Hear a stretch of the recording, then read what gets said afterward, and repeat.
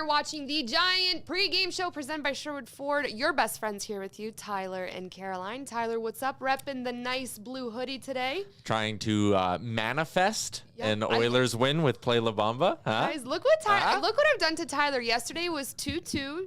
2022. Yeah. And here you are talking about manifestation. So yesterday was 2-2-22, which means Tyson Barrie probably due for a goal tonight. That's exactly what it means. Yeah, let's Or manifest. Just to do something freaking good for once. We'll get into it. We're a little salty today, but honestly, like we were talking about it off camera. Obviously, the first loss under Jay Woodcroft, 7-3 against the Minnesota Wild. But 5 games in 7 days, and you got to kind of consider all the travel that they had to California. I'm never one to make excuses because that was literally a terrible performance. However, these guys are human. They are athletes. They're tired. There is such thing as fatigue and jet lag. Sometimes you just got to chalk it up to an insane kind of schedule. And I think that we'll kind of see what this team looks like tonight. I think tonight's a really big game optically for them. Yeah, I think so. Like they got ran out of their own building, but it was by a good team. And like you said, 5 games in 7 days, and you had won the first 4. Like that, to me, that game against Minnesota was just the definition of a scheduled loss. Like I was surprised they beat Winnipeg on Saturday because I kind of thought, at some point they'd have to drop a game. So, too bad that it happens in sort of the ugly fashion that it did. But I just don't think you can be too upset with the Oilers losing 1 game. The only part that is a little bit concerning is you look at the road ahead tonight in Tampa, Carolina, Florida on the weekend, and you kind of go, there's a chance this thing snowballs. So I think if they can come out tonight, start the road trip on a high note, even just get a point out of this game against Tampa, I'm going to feel better about the team. Oh, absolutely. And I think one thing that definitely needs to be figured out is goaltending. Mm-hmm. So let's quickly talk about that. Mike Smith allowing 4 goals on 7 shots, quite possibly his worst performance of the season. Mikko coming in a tough situation, I think, but also allowing 3 goals on 15 shots. Our best goalie, who has the best numbers out of all 3 goaltenders, is in the AHL. And tell me, Tyler, how the hell does that make sense? It doesn't. Koskinen's been fine. He was good against Winnipeg. He came in that relief appearance. Like you said, a tough spot. Like, he started the day before, and then you throw him in there when the team's already down, whatever it was, 4-0. Koskinen hasn't been a problem, but he hasn't been a solution. Mike Smith's definitely not a solution right now. I just don't see the downside of having Stuart Skinner up here. He's signed next year for $750,000. You're going to need him on that cheap contract next season. I just don't understand the downside to keeping him up in the NHL and seeing what he's capable of this year. Because through however many starts he's had, he has the best save percentage out of the 3. He's stolen more games than the other goalies. I don't see why Stuart Skinner's not here. I don't get it. Maybe they're just trying to wait until they can offload Koskinen's contract in a trade. But it's pretty clear, and we've seen it in 2 playoff runs now, or 2 playoff appearances, Smith and Koskinen aren't going to get the job done. Skinner at least could maybe be that young goalie who catches lightning in a bottle. Yes. I don't understand why he's not up here. Totally agree. And Les Barker on the chat says Koskinen shouldn't have been given the loss, and I agree. It's a tough situation for Koskinen to be in. Obviously Mike Smith, if he could have that moment back, he wouldn't have allowed those goals. Yeah. But again, tough for Mikko Koskinen. I don't understand the situation with Stuart Skinner because he had a night where he set a kind of like a career achievement for himself. Yeah, first shutout. And we haven't seen him since. Tell me how that happens. Honest to God, it does not make sense to me because the guy's riding the wave of momentum. He's happy. He's feeling himself between the pipes. And then we don't see him anymore. This might be the most fired up you've ever been on the pregame show. I don't know. I just get it. But no, it's true. I don't get it. Like, if there's anyone who actually thinks Smith and Koskinen are the right duo right now for this team, I'd love to hear from you. I'd love to see or hear why you think that, because again, like, the numbers speak for themselves when it comes to this. And even the decision tonight, we'll get into it in a bit, but like Mike Smith going again tonight. Yeah. Okay, well, he was pretty bad on Sunday. So you've had a couple of days off now, Monday and Tuesday. Why aren't you going to Mikko? Because he's been better. Maybe it's because Woodcroft wants to give the veteran, fiery Mike Smith a chance to redeem himself, and we know that's kind of Mike Smith's personality as well. I'm sure he really wants that chance to redeem himself. But in terms of who I'd feel more confident in between the pipes, I think Mike Smith would be third on the depth chart in the Oilers behind Skinner and Koskinen. All right, guys, let us know what you think in the chat. Right now, I think one thing I'd like to touch on, and again, I don't really think there's a lot of positives when you lose a game to the Minnesota Wild that's 7-3, but Zach Hyman, a goal and assist on the night, and also 6 points in his last 4 games. You got to give him some credit because, he was dealing with that injury. He came back. Everyone was rooting for him. Fan favorite when he first came as an Edmonton Oiler and has been able to produce points as of late. A gritty player, tough. We saw him get that stick to the mouth the other night, So just wanted to give Zach Hyman a little love because I think that he's been a tough player for the Oilers as of late. 4 straight games with a goal for Zach Hyman. He's up to 18 now on the year in just 44 games. So this is a guy who's going to be right around that 30-goal mark. He kills penalties for you. He brings an element of physicality into your top 6 that not a lot of other forwards have. I mean, Evander Kane's here now. I love the way he protects the puck down low, too. That's something that really stands out to me in Zach Hyman's game. Sometimes he maybe just cycles it himself a little bit too long, but there's moments where he's got a defenseman draped all over him, and he just does those little swings and pivots, kind of like I'm doing in my chair right now. Just like that. Right? He just swings, pivots around, and they can't get the puck off his stick. So he's been great for them. He's fit like a glove. We know that, and it's great to see him go on this little hot streak here. Tyler, what's your chat looking like? Because there's a lot of comments about goaltending, so maybe we should go back to that. Cody says, Mike Smith is essentially like a captain on the team. He's not going anywhere, unfortunately. And I understand that. I think leadership is so important, but there's on-ice leadership, and then there's locker room leadership. Right now, if he's not getting the job done on the ice and between the pipes, you got to look elsewhere. And then, there's comments saying that Skinner's still young for a goalie. Maybe, but you need that game experience. Like, you need to give Skinner that opportunity to become maybe a full-time backup goaltender, to have that confidence in him in terms of depth goaltending. And yes, he may be young, but we've seen young goaltenders in the league. We've seen young players make a name for themselves. So I don't really use age as an excuse, because you look at it on the other side of the coin. Smith's 40 years old and having a difficult season. Not gonna lie. Like how old Jordan Binnington took the Blues on that run 5 years ago. He was like 23, 24 years old when he went on that run. Like, that's how old Stuart Skinner is right now. It's not unheard of to have a young goalie come up and handle a workload. And the other thing too is, like, they're obviously not sending down Mike Smith. That's not happening. Absolutely. He's one of the leaders on this team. But if you send down Mikko, you'd have to send down Mikko.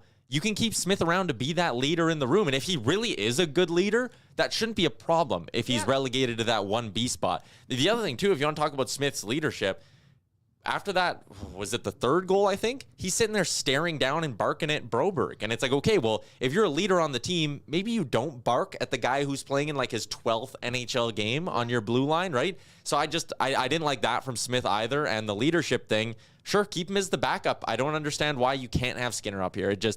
I don't know. And I'm fully on board of leadership and, a guy that obviously has a lot of respect from the players. Yeah. And we see that in Mike Smith. And when he's good, he's fiery. Exactly. And I think it does elevate the team a little. But when he's bad, he's bad. And everyone loves to rip on Mikko for not being able to stop pucks early in games.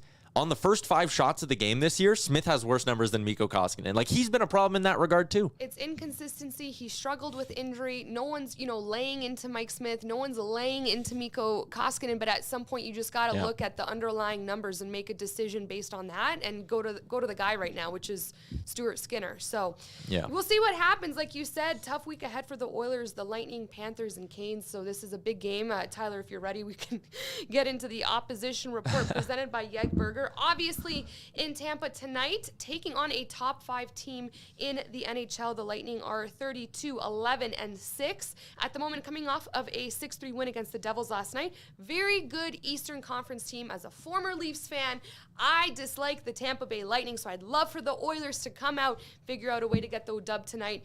And no surprise here that the 32-year-old captain and Steven Stamkos is leading this team in goals and points. Tyler, a guy that the Oilers really need to shut down tonight. Yeah, I mean, if you want to talk about guys the Oilers need to shut down in this Lightning team, the list is probably 5 or 6 people deep at this point. This is a very good team. They're 16-4-4 on home ice. They're 7-2-1 in their last 10 as well. This team, 2-time defending Stanley Cup champions. And the other thing, actually, Gregor pointed this out today, the Oilers have not played the Lightning since they won that Stanley Cup. The last time these two teams would have met in, I think it was early March of 2020 or late February of 2020. the Lightning would have still been that team who couldn't get over the hump, right? Yeah. And it's funny, you flash forward a couple of years and all of a sudden they're a modern dynasty of sorts. But this team is really, really good. And in the next, 5 days, the Oilers will play the number 1, 2, and 3 teams in the Eastern Conference. I'd be very interested to see, and maybe this is something people can be throwing in the chat, how many points is acceptable for the Oilers over this stretch? 3 games against three of the 4 best teams in the league and the 3 best teams in the Eastern Conference. If they get 3, if they go 1-1-1, I'd be very, very happy with that. If they just get 2 points, I think that's the minimum. You can't go and lose all 3 of these games, obviously. But if they win 1, I think you need to be satisfied with that. And I think if they get 3 points out of this, as an Oilers fan, you got to be happy. And also, let's see how, Jay Woodcroft now responds in a time of a little adversity. We saw him get fired up behind the bench against the Wild. Let's see how he responds tonight in terms of coaching and getting these guys ready in the locker room and on the ice tonight against a very, very good Lightning team and a tough schedule ahead.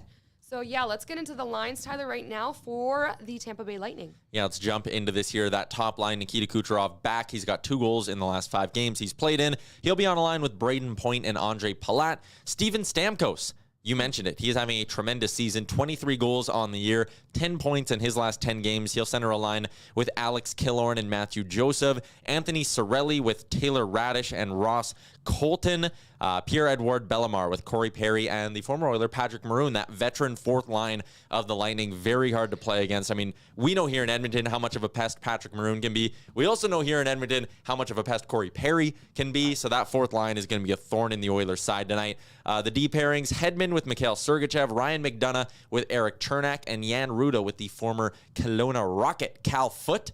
And the Lightning power play unit, Point, Killorn, Kucherov, Stamkos, and Hedman. If that does not strike fear into you, I don't know what will. Big key tonight for the Oilers. Stay out of the box. Don't let that top power play unit for the Lightning get rolling. What's the rule here in Edmonton that former Oilers always score against us? I'm sure Patty Maroon will find the back of the net tonight. That always seems to happen. Either him or Corey Perry. Obviously, Perry's not a former Oiler, but it seems like he always finds a way to do damage against the Oilers. All right, and how about for the Oilers? Because there's a change on the top line. There is a change on the top line, and this one's interesting. Ryan McLeod elevated to that top left wing spot with Connor McDavid and Zach Hyman. Mentioned Hyman red hot. McLeod skates really well, and I think there's a chance that duo of him and McDavid, they can just burn the Lightning with their speed. And McLeod, like you can see here, 3 assists in his last 5 games. He's up to 11 points on the season as well. Second line, Draisaitl, Yamamoto, and Kane. I like this one too, actually. Like, Yamamoto forechecks hard, creates turnovers. Evander Kane is really tough to play against. And when Draisaitl really gets going as well, he can be hard to knock off the puck. So I think that second line will have the ability to really grind down the Lightning. Nugent Hopkins with Warren Fogle and Derek Ryan. I also like that Jay Woodcroft is keeping this trio together. They're coming off a not-so-great game, but they had 4 really good games before that. Don't break up a good third line just because they had an off night. I like that Woodcroft's keeping them together. The 4th line tonight, Sevier, Shore, and Benson. We'll see if they ultimately end up staying with this or if they go with the 11 forward 7D approach. Maybe Devin Shore, Colton Sevier fall out of the lineup. I hope to see Tyler Benson stay in after he got his first NHL goal. And the D pairings, Nurse, Bouchard, Lagesson, Ceci, Niemelainen, and Barry, Broberg as the extra body there. Circling back to the Benson thing. That was cool to see him get his first goal. His parents were in the stands. He scored, then he gave Kaprizov a nice shot as well. But this guy's played in It's got to be close to 50, 60 career NHL games now. Yep. And for him to finally get that first goal in his hometown, I just thought that was a really cool moment. Yeah, you saw how happy he was. That smile, ear to ear. But also, producer Liam off camera raised a good point. I don't know the right word, maybe an odd but an odd elevation for Ryan McLeod on the top line because Kyler Yamamoto has been doing really well. He's been buzzing a little. However, I see both sides. I kind of like Jay Woodcroft mixing it up a little bit because who knows, maybe there's more magic with moving players around. So this is, again, what my criticism was on Tippett. There wasn't enough of this. I like keeping the third line consistent because everybody loves that third line. But yeah, we never know how Ryan McLeod's going to do on that top line. Maybe Kyler Yamamoto gets going with Leon Draisaitl and Evander Kane, and you never know. I just kind of like the creativity right now from Jay Woodcroft. Yeah, I do too.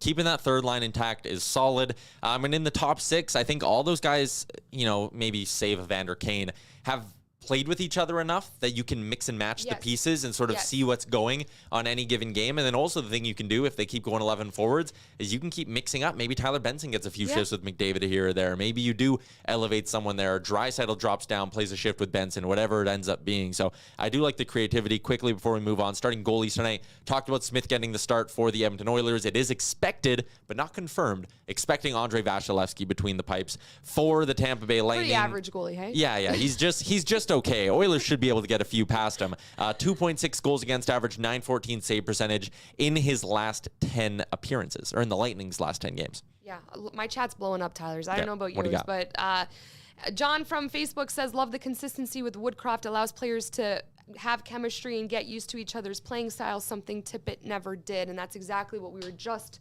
talking about, right? Creativity, letting them build chemistry, and that is super important right now, even for the players to trust that in Jay Woodcroft. Like, I feel like the players really respect the creativity and allowing Woodcroft to give them the chance and opportunity to win these games. Help win these games. Over in the Twitch chat, there was a lengthy argument between two people about the Flames and Oilers, so that made everything else really hard to sift through. I asked people how many points they want to see the Oilers get on this road trip. Pardon My A said 3 points. Genesis said hoping for 3 or 4. Mistaken Mexican, 3 points would be good. 4 would be amazing. I think we've kind of set the baseline there. Yeah, and we need them. Like, if they go 1-1-1, we're happy. If they go 2-1, we're thrilled with and this. if they or win even all 1-0, three, it's a 0-2. miracle. If they win all 3, I mean, holy. Tyler's going to bust out the your romper chuck. If they win all 3, I will bust out the romper. Because, I mean, if you go out and you win on, like, the second of back-to-backs like that, in Florida, I think they are on Sunday. Yeah, it goes to Florida, then Carolina. Yes. Yeah, that'd make more sense. If they win on Carolina Sunday on the second of back-to-backs, I would be very stunned. Okay, awesome. And then quickly, we need to give Kane love. He's been seamless. I agree. We have. Yeah, we have. We talked about him a couple shows ago. You brought him up. And he scored against the Wild. We know that. But just a guy that, I even said yesterday, I host the Leafs Nation radio pod, and I sometimes bring the Oilers in because I love what we're doing here. But I'm like, I bit my tongue with Kane. I wasn't 100% sold on Kane coming to Edmonton. And now he's probably my favorite player on the ice, and a guy that seriously checks off so many boxes for the Edmonton Oilers. So we give him love every pregame show, it feels like, since he's been here. Yeah, we've been talking a lot about him. I like this stat here. They're chatting about it over on Twitch, but Jason Greger wrote about it over on his game notes. The Oilers haven't won a game in Tampa Bay since, I believe, 2009. Damn. December 9th, 2009, Greger added, current Canadiens head coach Marty St. Louis opened the scoring for Tampa, but the Lightning didn't have an answer for Zach Stortini, who assisted on the Oilers' first goal and then added the game winner as well. Who's going to be tonight's Zach Stortini for Edmonton? I guess we'll find out. So I have a feeling for points bet, our bet of the game, we are the underdogs. Oh, yeah, we are the dogs. Big dogs. Plus 170 on the money line are the Edmonton Oilers. In regulation, they are plus 225. If you like the Oilers to come out and somehow win this game by 2 or more, plus 450, which means a $10 bet is going to pay you a $45 profit. My bet of the game, which is ice cold, I basically rotated the McDavid and Nugent-Hopkins shot props for a little bit, and just the reverse was hitting. Like, if I would have flipped them each game, I would be on like a 5-game win streak right now. But each one just keeps missing by one whenever I pick them. So I'm going to move away from the shot props. And how about this for a little bet? Why not take a Ryan McLeod goal? Damn. Plus 450. He's playing on the top line. I'm going to take a shot on Ryan McLeod finding the back of the net for his, I believe that would be what, his 4th or 5th goal of the year? I like that, actually. 5th, Liam? 5th? 4th of the year. Thank you, Liam. I like that. Why not? Hey, He's moving up. 2. How many twos you could possibly say in a sentence yesterday? So you're manifesting a nice Ryan McLeod goal and an Oilers win. Why not? All right. Anything else in your chat? What do we got here? Waz says he thinks the Oilers are getting 3rd in the Pacific. What else do we got here? Someone said we should trade for Binnington. Don't think that's happening. Ville Husso, maybe out of St. Louis, but I don't think St. Louis is moving a goalie here. Genesis booed Corey Perry, and then Pardon My A and Kylie Soleil both gave some love to the big rig, Patty Maroon. Miss seeing him in an Oilers jersey. Nice. All right, everyone. I think it's 5:30 p.m. puck drop? 5:30 p.m. puck drop. We get some early ones because on the weekend we're going to be like bright and early. We have So 10:30 a.m. What time should we do the pregame show on Saturday? 10:30 puck drop. Guys, what time do you wake up in the mornings? Yeah. What time would you like to see the pregame You show let at? us know. You We'll tell us. accommodate you guys. Yeah, you let us know when we need to set our alarms, and we'll base our schedule around you. But 10:30 Saturday and 11 a.m. on Sunday. So breakfast, beers, and Oilers hockey. What a combo. I know. And Tori Buck says, yo, let's go. So I think it's a perfect way to end this giant pregame show presented by Sherwood Ford. Guys, it's always a pleasure. We'll see you back on the weekend, and a big game tonight for the Edmonton Oilers.